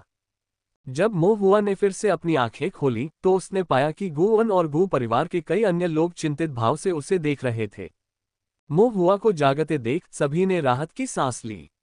युवा मास्टर मोह, क्या आप ठीक हैं? गुवन ने पूछा। मोहुआ ने अपने आसपास का निरीक्षण किया और पाया कि गू परिवार का एक भी साधक गायब नहीं था और सभी सकुशल थे। यू दाहे भी जाग गया था और उसे कोई गंभीर समस्या नहीं हुई थी, जिससे उसने संतुष्टि में सिर हिलाया। जो शुरू हुआ है उसे खत्म करना ही होगा। चूंकि वे उन्हें यहाँ लाए थे, इसलिए उन्हें उनकी सुरक्षित वापसी भी सुनिश्चित करनी थी। लेकिन यू दाहे अभी भी बहुत चिंतित था। उसने अपने दोनों बेटों को अपनी बाहों में कसकर पकड़ रखा था, उसके चेहरे पर घबराहट और चिंता साफ झलक रही थी। वह अपने दोनों बेटों की हालत समझ नहीं पा रहा था कि वे जिंदा हैं या मर गए। मोहुआ ने दोनों बच्चों की ओर देखा, थोड़ा सिर हिलाया और कहा, अब सब ठीक है, उनकी दिव्य आत्माएं लौट आई हैं। मोहुआ के बोलते ही दोनों बच्चे धीरे से बुदबुदाए। यू दाहे आनंदित हुआ, लेकिन दोनों बच्चे अभी भी नहीं जागे। उन्होंने सिर्फ भौहें चढ़ाईं, अपनी आंखें खोलने की कोशिश की लेकिन खोल नहीं सके और फिर से गहरी नींद में सो गए। यू दाहे फिर से घबरा गया और जल्दी से मोहुआ की ओर देखने लगा। मोहुआ ने कहा, उनकी दिव्य इंद्रियां अभी पूरी तरह से समायोजित नहीं हुई हैं। उन्हें आराम करने और स्वस्थ होने के लिए घर ले जाओ, कुछ समय बाद वे ठीक हो जाएंगे। तभी यू दाहे पूरी तरह से शांत हो गया और खुशी से अभिभूत होकर उसकी आंखें लाल हो गईं और वह कहता रहा, धन्यवाद धन्यवाद युवा मास्टर मोहुआ को भी राहत मिली। गुअन ने इधर उधर देखा और धीमी आवाज में कहा, युवा स्वामी, यहाँ ज्यादा देर रुकना सुरक्षित नहीं है। क्या हमें अभी चले जाना चाहिए? मोहुआ ने एक पल सोचा और अपना सिर हिलाया, जल्दी मत करो, मुझे अभी भी कुछ काम है। नदी देवता का सिर उसने काट दिया था। यह नदी देवता मंदिर यद्यपि अभी भी भयावह प्रतीत होता था, परंतु अब इसमें कोई भय नहीं रह गया था। इसकी तुलना में अभी भी ध्यान रखने योग्य बातें थीं। छोटे भाई क्वान, कृपया मेरे लिए फॉर्मेशन की रक्षा करें। जैसे ही मोहुआ ने बात की, उसने एक काली पट्टी निकाली जिस पर कई संरचना पैटर्न अंकित थे और फिर उसने मोटी कपास में लिपटी एक छड़ी निकाली। यदि मैं ध्यान करना शुरू करूं और मेरी अभिव्यक्ति असामान्य हो जाए या मेरी नज़र बुरी हो जाए तो मेरे माथे को ढकने के लिए इस काली पट्टी का उपयोग करें। और अगर मैं पागल हो जाऊं तो इस छड़ी का इस्तेमाल करके मुझे बेहोश कर देना। मोहुआ ने चोट लगने के डर से छड़ी को मोटे रुई में लपेट दिया था। दांत पीसते हुए उसने छड़ी गुकवान को दे दी, लेकिन चेतावनी देना नहीं भूला। याद रखें, हिट्स के साथ आसानी से आगे बढ़ें। वह शरीर साधक नहीं था और उसकी नाजुक त्वचा अधिक दंड सहन नहीं कर सकती थी। गुकवान ने छड़ी ले ली और बाकी लोगों ने हैरान होकर धीमी आवाज में पूछा, युवा मास्टर, आप क्या करने की योजना बना रहे हैं? मोहुआ ने हाथ हिलाकर टालते हुए कहा, फॉर्मेशन मास्टर की बातें अगर मैं समझा भी दूं तो भी तुम नहीं समझोगे। बस याद रखना कि मैंने अभी क्या कहा। गुकवान ने हिचकिचाते हुए सिर हिलाया। अन्य लोगों ने भी कोई और प्रश्न नहीं पूछा, बल्कि मोहुआ के चारों ओर सतर्क भाव से पहरा देते रहे। सब कुछ अच्छी तरह से तैयार करने के बाद मोहुआ वहीं ध्यान करने बैठ गया और उसकी दिव्य इंद्रिय चेतना के सागर में डूब गई। चेतना के सागर के भीतर मोहुआ के दिव्य विचार के अवतार ने अपनी आंखें खोली, जिनके भीतर प्रकाश की एक झलक चमक रही थी। उन्होंने सबसे पहले नदी देवता के बुरे विचारों को परिष्कृत करने की तैयारी की। सतह पर नदी देवता मृत थे, खूनी बुरे विचारों के एक कुंड में बदल गए थे, जिन्हें मोहुआ ने अपने पेट में निगल लिया था। हालांकि देवता के तरीके गहन और अथाह हैं। मोहुआ को यकीन नहीं था कि नदी देवता वास्तव में मर चुके हैं या नहीं, इसलिए उसने पहले उसके बुरे विचारों को शुद्ध करने, उन्हें खाने का निर्णय लिया ताकि भविष्य में आने वाली परेशानियों को पूरी तरह से समाप्त किया जा सके और सपनों से भरी लंबी रातों को रोका जा सके। मोहुआ द्वारा निगले गए नदी देवता के विशाल बुरे विचार भी स्वप्नलोक की पुनर्स्थापना के साथ मोहुआ के चेतना सागर में प्रवेश कर गए। सीधे दिव्य विचार का उपयोग करते हुए मोहुआ ने ली अग्नि संरचना का गठन किया और इन बुरे विचारों को थोड़ा थोड़ा करके भस्म करना शुरू कर दिया। नदी देवता के दिव्य विचार शक्तिशाली थे, लेकिन इसका एक बड़ा हिस्सा गंदे बुरे विचारों से बना था। मोहुआ का लक्ष्य इन बुरे विचारों को पूरी तरह से परिष्कृत करना, बुरी आत्माओं को बाहर निकालना, गंदगी को दूर करना, शुद्ध दिव्य विचारों को संरक्षित करना, उन्हें वास्तव में अवशोषित करना और पूरी तरह से पचाना था। दुष्ट विचार लाल रंग के थे, जो अग्नि में लाल संरचना द्वारा भस्म हो गए और सफेद धुएं के गुच्छों में बदल गए, जिसे मोहुआ ने अपने पेट में ग्रहण कर लिया। ये सफेद धुआं पूरी तरह से साफ नहीं था, इसमें अभी भी बहुत सारे अवशिष्ट सहज बुरे विचार थे, जो निगल जाने के बाद मोहुआ की इच्छा शक्ति को नष्ट करते रहे। मोहुआ ने अपनी सामान्य प्रथा का पालन करते हुए इन बुरे विचारों का उपयोग अपने ताओवादी हृदय को शांत करने के लिए किया। बुरी इच्छाओं की उथल पुथल भरी धाराओं के बीच अपने मूल इरादे को बनाए रखना। दुष्ट आत्माओं के छिपे हुए प्रदूषण के बीच अपनी मानवता को बचाए रखने के लिए। शरीर और मन एक दर्पण की तरह स्पष्ट। ताओवादी हृदय के प्रति यह समर्पण व्यक्ति के संकल्प की कड़ी परीक्षा लेता है, लेकिन सौभाग्य से मोह हुआ इसकी आदी हो चुकी थी, यहाँ तक कि कुछ हद तक इसे हल्के में भी लेती थी। असंख्य बुराइयों के बीच से हृदय बिना किसी निशान के उभर आता है। ऐसा ही हुआ क्योंकि उन्होंने दुष्ट आत्माओं को भस्म कर दिया, दिव्य विचारों को आत्मसात कर लिया तथा अपने ताओवादी हृदय को संयमित कर लिया। उनका ताओवादी हृदय और अधिक दृढ़ होता जा रहा है। उनकी दिव्य भावना भी पल पल मजबूत होती जा रही है। अत्यंत शक्तिशाली दिव्य विचारों के साथ दुर्जय द्वितीय श्रेणी नदी देवता, हालांकि यह भ्रष्टता में गिर गया है, जिनमें से अधिकांश बुरे विचार हैं, परिष्कृत और शुद्ध होने के बाद शुद्ध दिव्य विचारों के अवशेष अभी भी काफी हैं। ऐसे ही अनजाने में ही समय बीतता गया, बुरे विचारों की नदी धीरे धीरे जलकर बुझ गई, दिव्य विचारों के धुएं की धाराएं भी धीरे धीरे भस्म हो गईं। सभी प्रकार की बुरी इच्छाएं उसके हृदय की गहराई से उमड़ रही थीं, लेकिन मोहुआ ने दृढ़ ताओवादी हृदय से उन्हें दबा दिया। इस प्रकार मोहुआ द्वारा द्वितीय श्रेणी के मछली सिर वाले नदी देवता को पूरी तरह से खा लिया गया। मोहुआ ने थोड़ा ज्यादा खा लिया, और एक संपूर्ण नदी देवता के पोषण के साथ उनकी दिव्य इंद्रिय ने एक और विशाल कदम आगे बढ़ाया। 17 पैटर्न दिव्य इंद्रियों का क्षेत्र, जो पहले एक स्वर्गीय खाई की दूरी पर प्रतीत होता था, अब लगभग पहुंच के भीतर दिखाई दिया। लेकिन इतना कुछ खाने के बाद भी 16 पैटर्न और 17 पैटर्न के बीच की बाधा अभी भी बनी हुई थी और अंततः वह इसे पार नहीं कर सका। मोहुआ ने आह भरी, अपने दिल में असहाय महसूस कर रहा था। दिव्य भावना का 16 पैटर्न से 17 पैटर्न तक, फाउंडेशन बिल्डिंग मध्य चरण से फाउंडेशन बिल्डिंग अंतिम चरण तक उन्नयन केवल एक पैटर्न द्वारा अलग किया गया प्रतीत होता है, लेकिन यह एक पैटर्न वास्तव में एक खाई की तरह है। यदि कोई व्यक्ति दिव्य ज्ञान के विकास के लिए अपने क्षेत्र को बढ़ाने पर निर्भर नहीं रहता, बल्कि अपना स्वयं का मार्ग खोजता है, दिव्य इंद्रिय को थोड़ा थोड़ा करके परिष्कृत और मजबूत करना, एक के बाद एक बुरी आत्मा को नष्ट करना, जल बूंदे पत्थर पहनने की शैली, धीरे धीरे दिव्य इंद्रिय को बढ़ाना, अड़चन को तोड़ना, ये वास्तव में स्वर्ग में चढ़ने जितना कठिन है। सौभाग्यवश अब केवल थोड़ा सा ही बचा है। लेकिन फिर मोहुआ ने फिर सोचा, ये बस थोड़ा सा जैसा लग सकता है, लेकिन कौन जानता है कि इस छोटे से हिस्से के भीतर कितनी दहलीजें छिपी हैं।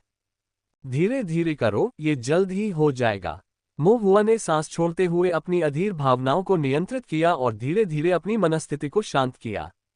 अब जबकि उसका पेट भर गया था, और थोड़ा अधिक भी, तो उसने पहले अपना भोजन पचाने तथा चेतना के सागर से बाहर निकलने से पहले अपने लाभ को समेकित करने के बारे में सोचा।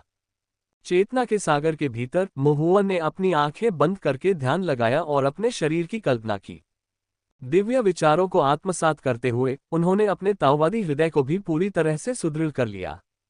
जैसे जैसे समय बीतता गया, ध्यान में लीन मोहुआ को पता ही नहीं चला कि अचानक उसके पीछे छाया का एक विशाल विस्तार उभर आया। ये छाया रक्त लाल रंग की झलक के साथ काली थी, एक भयानक आभा उत्सर्जित कर रही थी, फिर भी चुप थी। ध्यान में बैठी मोहुआ पूरी तरह से बेपरवाह थी। मोहुआ की छोटी सी आकृति के पीछे से छाया फैल गई, बड़ी होती गई और एक विशाल शैतानी छाया में बदल गई। छाया पाप के दलदल की तरह थी, जो काले पानी से घिरी हुई थी, जिसमें से धीरे धीरे एक बड़े मुंह वाला, भयानक सींग वाला राक्षस प्राणी निकला। राक्षस प्राणी ने धीरे से अपना मुंह खोला और बिना आवाज किए अपने आगे मोहुआ की ओर निकल गया। भयंकर खुला मुंह मोहुआ के छोटे से शरीर को पूरी तरह से ढक चुका था। जैसे ही वह मोहुआ को निगलने वाला था, अचानक एक आकृति सामने आए और मोहुआ गायब हो गया। वह प्राणी एक क्षण के लिए स्तब्ध रह गया, उसकी 2 भयानक आंखें ऊपर की ओर केंद्रित हो गईं, और तभी उसने देखा कि एक बच्चा उसके सिर के ऊपर खड़ा है। बच्चा उसके ऊपर उल्टा लटका हुआ लेटा हुआ था, उसकी बड़ी बड़ी आंखों में देख रहा था और कुछ शिकायत कर रहा था। तुम अभी क्यों बाहर आए हो? मैं कब से तुम्हारा इंतजार कर रहा था। प्राणी की पुतलियां तेजी से सिकुड़ गईं, वह हिंसक रूप से अपना सिर हिला रहा था, मोहुआ को दूर करने की कोशिश कर रहा था। मोहुआ ने एक हाथ से उस जीव के सींगों में से एक को पकड़ लिया, जो उसके सिर से च्यूइंग गम की तरह चिपका हुआ था। इस बीच मोहुआ के दाहिने हाथ में कुछ भी नहीं से एक पकड़ पैदा हुई। उसके हाथ में एक असीम स्वर्णिम तीक्ष्णता एकत्रित हो गई, जो दिव्य विचार की एक प्राचीन किंतु भयावह पीली सुनहरी तलवार में परिवर्तित हो गई।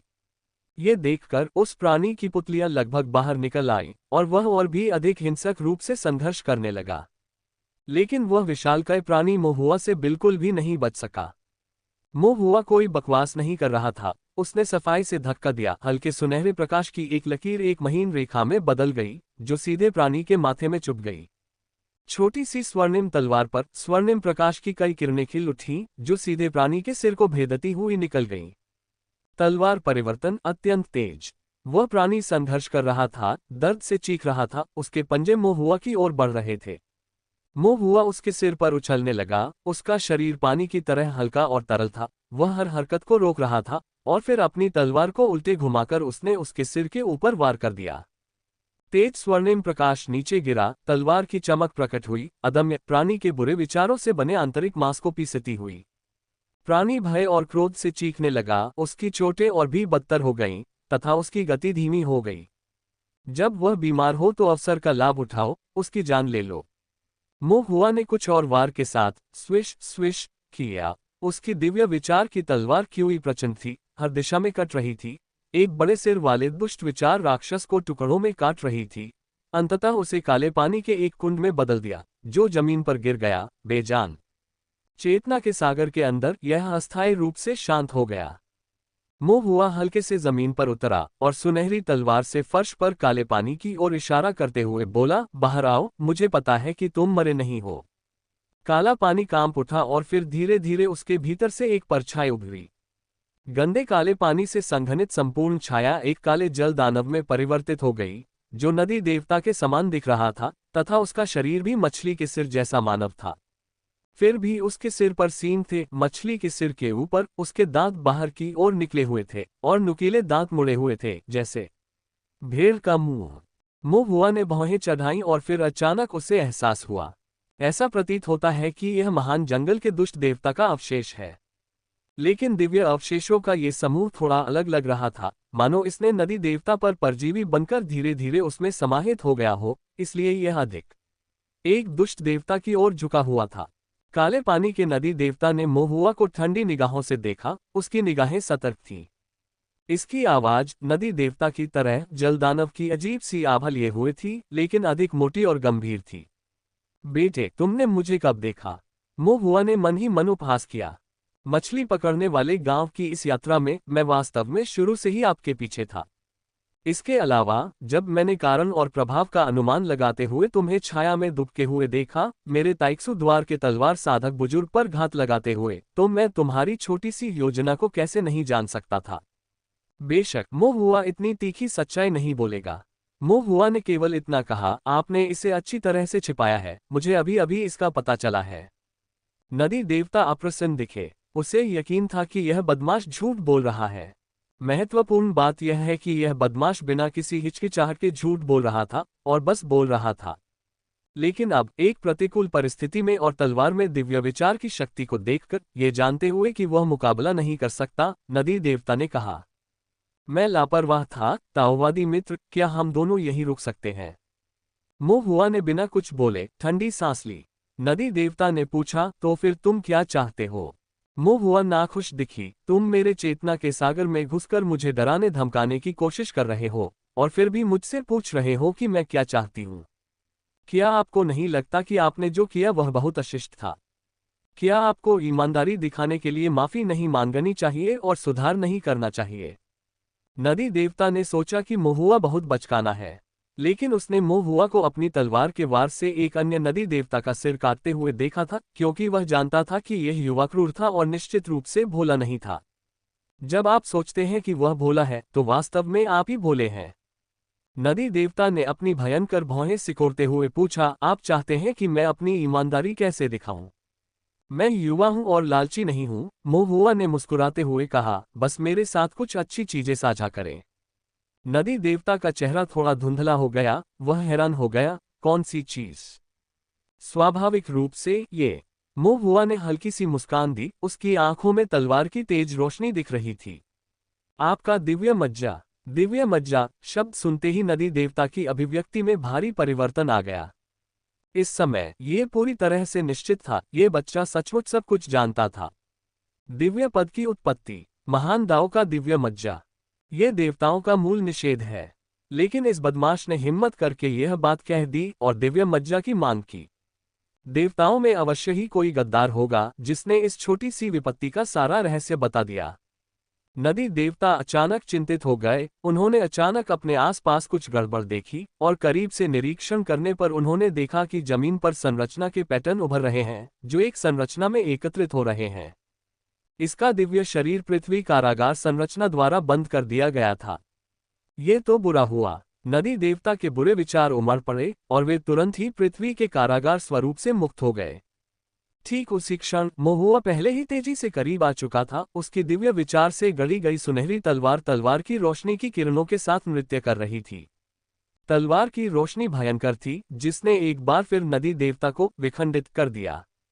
विखंडित होने के बाद नदी देवता पुनः काले पानी के एक कुंड में परिवर्तित हो गए। महुआ ने थोड़ा सा भौहें चढ़ाईं। यद्यपि ये दुष्ट विचार ईश्वरीय विचार से बनी तलवार द्वारा कमजोर होकर बिखर गया था, फिर भी यह नष्ट नहीं हुआ था। दरअसल कुछ ही क्षणों बाद नदी देवता पुनः प्रकट हुए। महुआ ने उलझन में पूछा, तुम मर क्यों नहीं जाओगे? नदी देवता का चेहरा बदल गया। उन्हें तीव्र भय का एहसास हुआ। उन्होंने यह अनुमान नहीं लगाया था कि दिव्य विचार से तलवार इतनी भयानक हो सकती है। विशेष रूप से ये तलवार चाल अविश्वसनीय रूप से मजबूत और गहन दिव्य विचार वाले इस लड़के के हाथों में संतुलन को पूरक करती है, लेकिन चरम मारक क्षमता का अभाव है जिससे यह और भी अधिक भयानक हो जाता है। इस लड़के का दिव्य विचार बहुत प्रबल था, जो पहले से ही दांव के समान, यहां तक कि एक देवता के बराबर बनने के संकेत दिखा रहा था। सैकड़ों वर्ष पूर्व का तलवार साधक यद्यपि मारने में शक्तिशाली था, परंतु उसकी दिव्य सोच कमजोर थी, इसलिए उसे नियंत्रित किया जा सकता था। लेकिन इस लड़के का दिव्य विचार ही प्रबल था। ये तो बताने की जरूरत ही नहीं कि क्या उस पर छिपकर हमला करना संभव है। यदि कोई छिपकर हमला करने में सफल भी हो जाए तो भी उसे गंभीर चोट नहीं पहुंचेगी। और यदि वह दैवीय विचार से तलवार बनाकर उसका प्रतिकार करे तो दुष्ट देवता के रूप में मेरे अवतार में भी मैं उसका मुकाबला नहीं कर पाऊंगा। जब तक कि उच्चतर श्रेणी में उच्चतर स्तर के दिव्य अवशेषों के साथ दुष्ट ईश्वर के अधिक शक्तिशाली अवतार का पोषण न किया जाए, दिव्य गुणवत्ता और दिव्य पद के लाभ पर भरोसा न किया जाए और उसे एक वज्रपातपूर्ण दृष्टिकोण से बलपूर्वक समाप्त न किया जाए, अन्यथा दूसरे दर्जे के दुष्ट भगवान के अवतार के साथ मैं वास्तव में उसका कुछ नहीं कर सकता।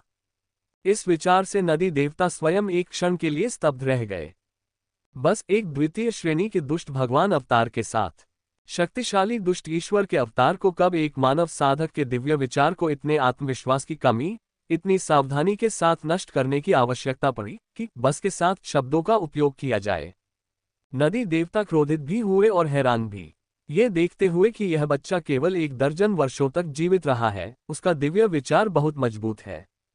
यदि वह कुछ और दशक या 100 वर्ष से अधिक जीवित रहे तथा अपने दिव्य विचार को दांव की ओर आगे बढ़ाते रहे तो इससे क्या होगा? नदी देवता की भयावह आंखों में भयंकर रोशनी चमक उठी। मैं आपसे पूछ रहा हूं, महुआ बोला, आप क्यों नहीं मरेंगे? नदी देवता की निगाहें धुंधली पड़ गईं। उन्होंने उपहास किया लेकिन कोई प्रतिक्रिया नहीं दी। वह उसे जवाब नहीं दे सका। यह बालक देवताओं के कार्यों के बारे में बहुत कुछ जानता था तथा धूर्त एवं चालाक था। इस बच्चे को दिव्य मार्ग के रहस्यों के बारे में कोई जानकारी देते हुए अधिक रहस्यों को उजागर नहीं करना चाहिए। बात नहीं कर रहा। महुआ ने भौहें चढ़ाईं। उसने नदी देवता को कुछ और ध्यान से देखा। उसकी आंखें, जो काले और सफेद के बीच स्पष्ट थीं, में आत्मा के प्रकाश की एक हल्की सी झलक थी। बात नहीं कर रहा। सोच रहा हूं कि मैं अनुमान नहीं लगा सकता। यह नदी देवता महान जंगल के दुष्ट देवता का सच्चा अवतार होना चाहिए, केवल द्वितीय श्रेणी के क्षेत्र में जो शायद दिव्य अवशेषों से भिन्न है। महुआ ने अनुमान लगाया कि दुष्ट भगवान का अवतार दिव्य अवशेषों से उत्पन्न हुआ था। छोटे से मछली पकड़ने वाले गांव में घटनाएं कुछ इस प्रकार थीं। महान निर्जन दुष्ट देवता के दिव्य अवशेष ने दुष्टपथ विधियों के माध्यम से गांव में मूल नदी देवता के शरीर को दूषित और परजीवी बना दिया और नदी देवता के देव शरीर को इंक्यूबेटर के रूप में उपयोग करते हुए दुष्ट देवता अवतार को जन्म दिया। इस प्रकार के दुष्ट ईश्वर अवतार में स्वयं दुष्ट ईश्वर की मूल इच्छा सम्मिलित थी। महान निर्जन दुष्ट देवता के बुरे विचार विशाल थे, उसकी शक्ति निश्चित रूप से भयानक थी। इसकी मूल इच्छा को मिटाना स्वाभाविक रूप से कठिन था। यद्यपि मैं इसे टुकड़ों में काटने के लिए दिव्य विचार तलवार का उपयोग कर सकता था, लेकिन मैं इसे पूरी तरह से नष्ट नहीं कर सकता था। यही कारण है कि काले पानी की नदी का देवता, हालांकि मेरा कोई मुकाबला नहीं था, फिर भी उसने इतने आत्मविश्वास के साथ काम किया। इसका सिर काटा जा सकता है, लेकिन इसे खत्म नहीं किया जा सकता। जब तक यह अविनाशी रहेगा, ये व्यक्ति के चेतना सागर में अपनी जड़ें जमा लेगा तथा निरंतर प्रदूषित और फैलता रहेगा। कहावत है कि चोर 1000 दिन तक निगरानी नहीं कर सकता, बल्कि वह 1000 दिन तक ही चोरी कर सकता है। चाहे किसी का ताओवादी हृदय कितना भी दृढ़ क्यों न हो, यदि वह बुरे विचारों से लगातार दूषित है, तो देर सवेर वह लड़खड़ा जाएगा, बुरे ईश्वर का गुलाम बन जाएगा और बुरी इच्छाओं की कठपुतली बन जाएगा। ये भी अवतारी दुष्ट परमेश्वर की योजना ही होगी। इसे मुझ पर हावी होने की आवश्यकता नहीं है, इसे केवल दुष्ट ईश्वर की अमित इच्छा पर भरोसा करते हुए मेरी चेतना के सागर में प्रवेश करने का अवसर चाहिए, और अंततः यह मुझे आत्मसात कर लेगा। यह एक खुला षड्यंत्र है। ये दुष्ट ईश्वर की सबसे भयानक और प्रतीत होता है कि असुलभ विधि है जो सतह पर सामान्य प्रतीत होती है। यदि मैं दुष्ट ईश्वर की इच्छा को नष्ट नहीं कर सकता, तो दो संभावनाएं हैं। एक ये है कि महान जंगल के स्वामी के स्तर पर दुष्ट ईश्वर का दिव्य विचार अमर और अविनाशी है, जिसे मिटाना मेरी क्षमता से परे है। दूसरी संभावना यह है कि मेरी अपनी दिव्य भावना अभी तक गुणात्मक रूप से रूपांतरित नहीं हुई है। मेरा दिव्य पद बहुत कम है, इसलिए दुष्ट ईश्वर की उच्च स्तरीय इच्छा को समाप्त करने में असमर्थ है। या शायद दिव्य विचार से तलवार बनाने में मेरा कौशल अभी भी उथला है, मारने और नष्ट करने की मेरी शक्ति अपर्याप्त है, इसलिए मैं वास्तव में दुष्ट भगवान के अवतार का सफाया नहीं कर सकता। मोहुआ को लगता है कि इसकी भी बहुत संभावना है।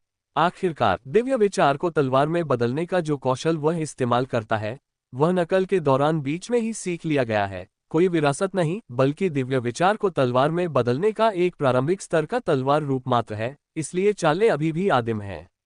दुष्ट देवता के अवतार को मार न पाना क्षम्य है। तलवार दिव्य विचार को तलवार में बदल देती है।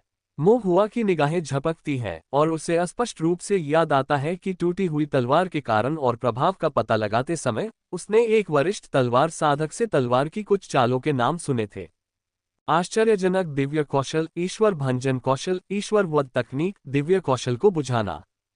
क्या ये हो सकते हैं? ताइक्सु माइंड ट्रांसफॉर्मिंग तलवार, ट्रू जुए के भीतर गहरी तलवार दाव कौशल। मोहुआ का दिल कांप उठा, उसकी आंखें लालसा से भर गईं। दुर्भाग्य से, विभिन्न कारणों से ऐसा लगता है कि दैवीय विचार से तलवार बनाने की विरासत संप्रदाय के भीतर ही समाप्त हो गई है, इसलिए इन गहन दैवीय विचार तलवार रूपों को कहीं भी सीखा नहीं जा सकता।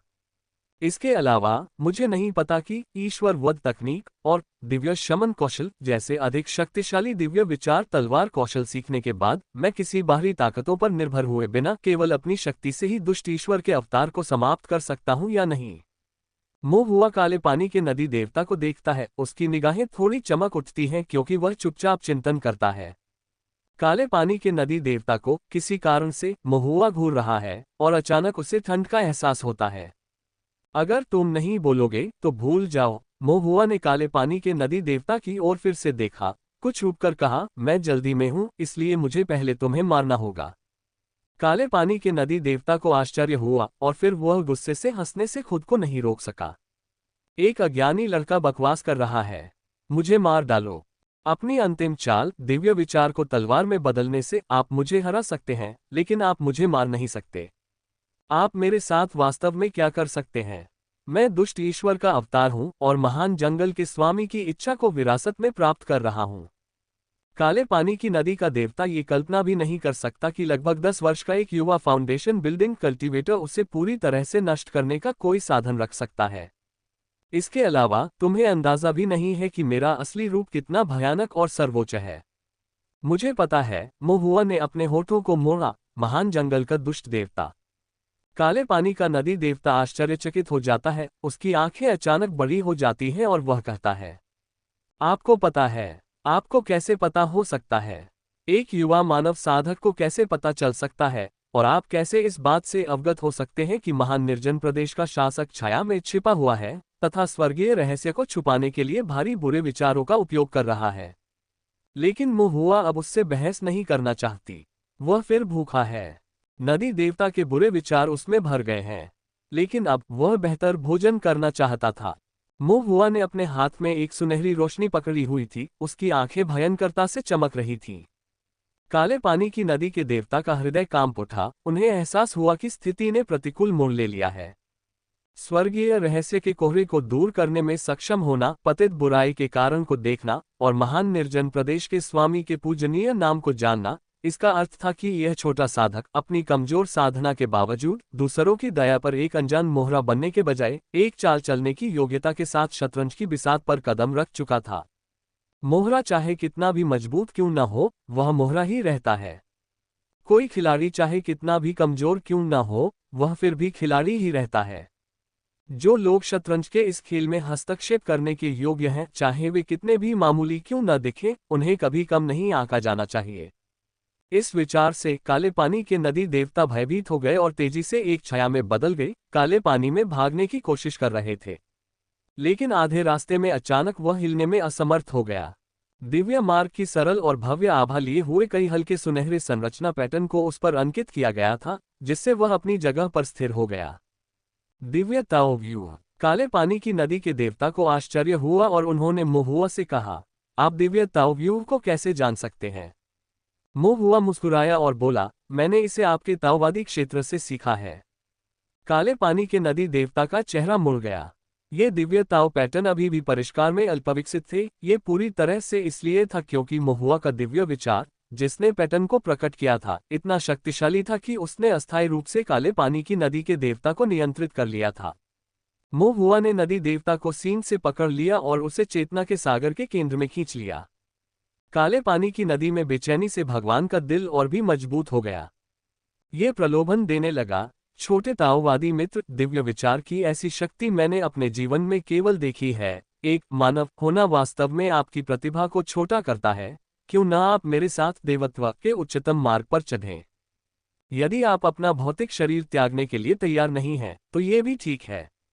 देवता होना कुछ हद तक नीरस हो सकता है। अपने शरीर को सुखों में लिप्त रखने से असंख्य आनंददायक आनंद प्राप्त होते हैं।